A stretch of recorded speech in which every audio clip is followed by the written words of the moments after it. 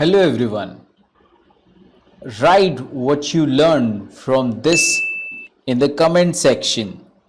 Share with your friends. Watch till end.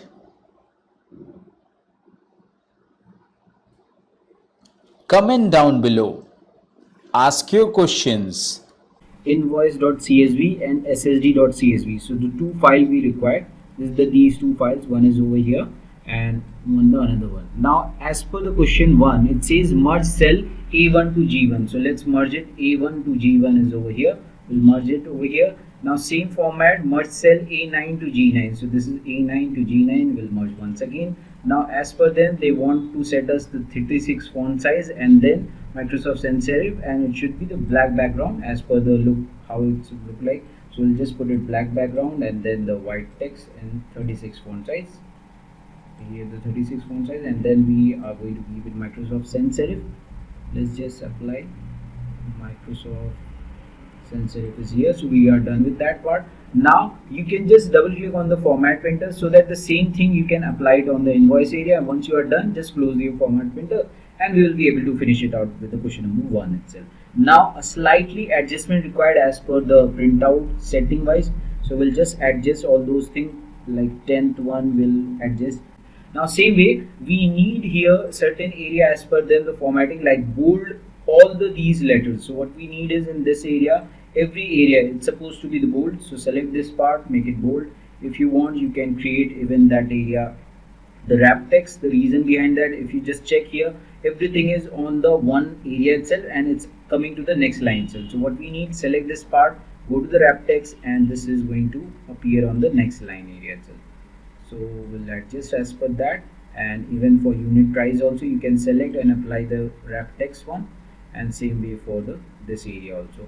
Now let's check as per them what all the things required next. Even on total item, discount rate, and these all area also, as per the question paper we have to apply the wrap text. So let's just move, and this is the area. We'll apply the wrap text so that it can go to the next line, and even on this area also. So everything is being done. You can again do one thing, either you can double click on format printer and go to those all the cell wherever you want formatting to be applied on the same format, and just off your format printer. So with the help of format printer you can finish your paper really fast and you will be able to score the full marks. So now once we are done up to this part, so up to this question number 1 we are able to score the 9 marks. Only the thing what we required is we need to save our file with the invoice and with our roll number. So file, save as, browse, and you need to change it to CSV to the Excel book format, and then you can write invoice underscore your name. So let's say version 2, and I'm saving it. So we will close this file in order to check for whether everything is fine, whether all the kind of information are being saved or not. So just check one more time. This is our file and we are going to load our, so everything is intact, there is no problem. You can just observe even layout, formatting, everything is proper. Now as per the question paper, question number 2, we have to put the invoice date in the header section. So how we'll do that, let's check.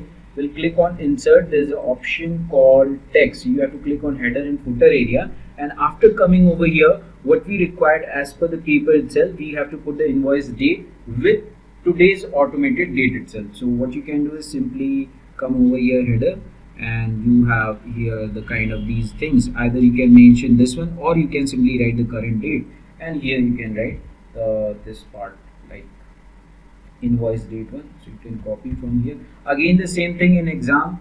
If you are doing it internally, you will get the PDF file. If you are doing it O level, then this file will be printed one. So now let us test whether the things are appearing or not. When we go to the print, you can observe the invoice date is appearing, so there is no problem at all, and we are done with up to this part. Now question number 3, we'll move ahead.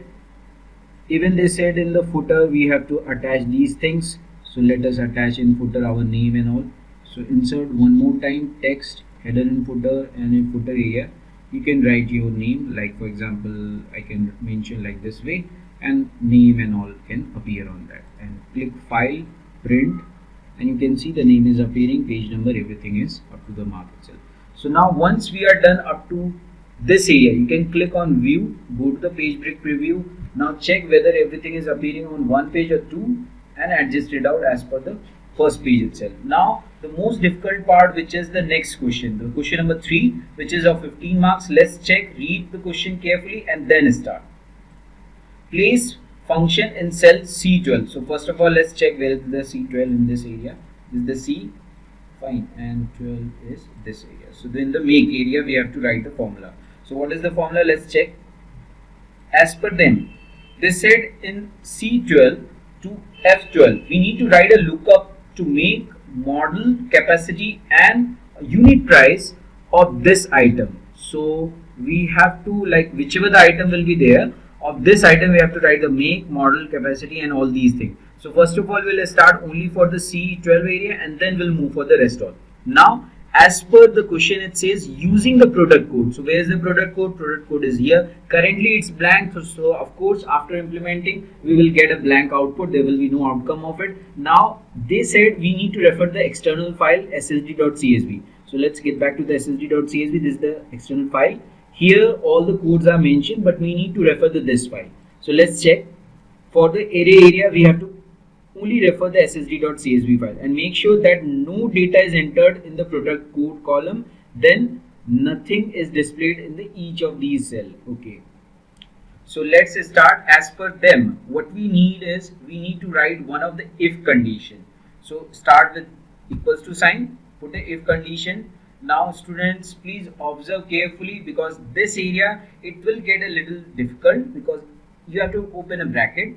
Then the cell where you don't have currently any value but you have to refer it. The reason behind that, this area in the future you will get the values. Now what we require is we have to give a condition, and the condition is not equal to the value which is going to appear, means the blank value is going to be appear, and that's what we are referring right now here, and put a comma sign. So our if condition is only up to this area. Now for the true part we will be referring for vlookup. So the vlookup is here. In this vlookup again we have to refer the product code, because this is the area as per the question. If you just check, it's written the product code for the lookup value, but at present there is no data is entered. So that means currently we have to look for this A12 only, but we can't have any data. So let's see, the A12 we have referred so far. Now what we are going to do is we are going to put a comma sign and we are going for table array on this particular file, which is ssd.csv. But why we are referring it, if you observe, they have written in a question itself that the external file we have to refer, that is for ssd.csv for the array part. So what we are going to do is we'll select the everything in this table, and once it's done you have to put a comma sign and then the column index. The column index means where we have entire our data. So if you observe what formula we are writing right now on the make area, and this is column 1, 2, 3 and 4.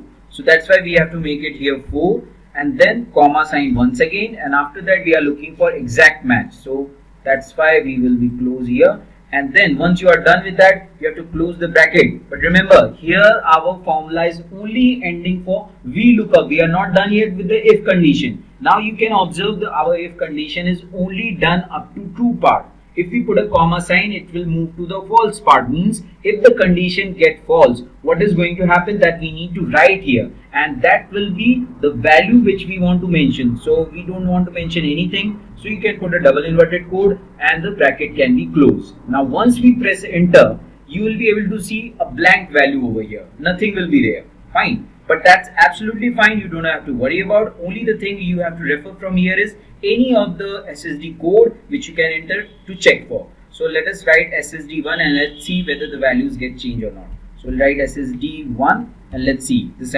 sync is appearing, and same format. Let's say suppose if we are going to change it to SSD7, then the other brand should appear. Let's see, SSD7 and Crucial is appearing on that. So that means we have done till now properly, and I'm going to close this video on this. Subscribe for more.